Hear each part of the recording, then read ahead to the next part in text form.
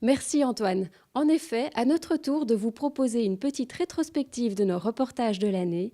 Mais avant cela, je tiens, au nom de la Mutualité libérale, à vous souhaiter de très belles fêtes de fin d'année. Pour bien commencer l'année 2017, nous avions souhaité vous sensibiliser à la Journée mondiale contre le cancer et à la tournée minérale.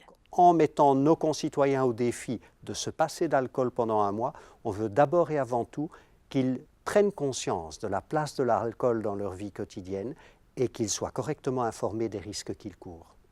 Au mois de février, nous nous sommes intéressés d'un peu plus près aux addictions chez les seniors. Je dirais qu'elles sont de deux types, l'alcoolisme globalement et les médicaments. Donc ce sont deux addictions très différentes qui ont des causes souvent de départ très différentes, mais il y a peu d'addictions aux produits illicites, ou en tout cas pour autant par rapport à ce qu'on nous a dit.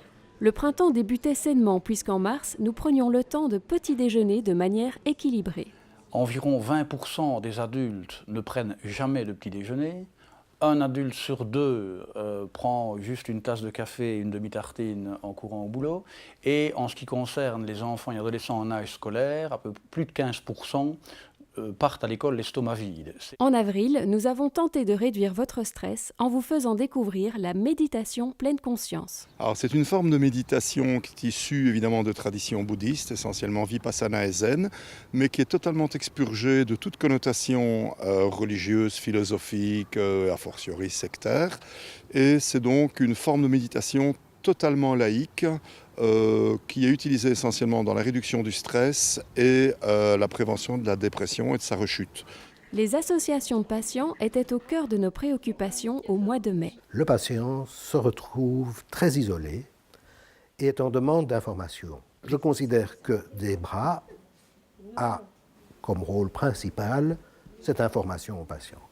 Psygo, voilà le nom du dernier service proposé par l'AML que nous vous présentions en juin. Alors, Psygo, c'est un service d'accompagnement psychologique à distance, donc c'est-à-dire par téléphone, chat ou appel vidéo.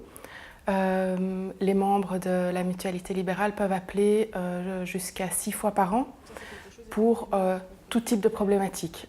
À l'occasion de la rentrée scolaire, nous rappelions aux étudiants les démarches administratives à accomplir une fois diplômés. À partir du moment où le jeune travaille ou est demandeur d'emploi, hors stage d'insertion professionnelle, il ne peut plus être à charge de ses parents. Donc il doit s'inscrire comme titulaire auprès d'une mutualité de son choix.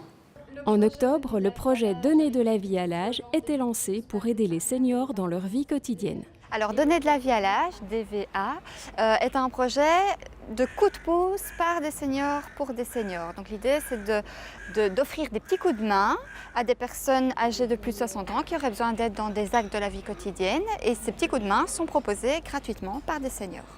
Et enfin, le mois dernier, nous attirions votre attention sur le rôle important que joue le sommeil sur notre santé. Donc si on manque de sommeil, on devient irritable, on a des troubles de concentration, des troubles de mémoire, on fonctionne beaucoup moins bien.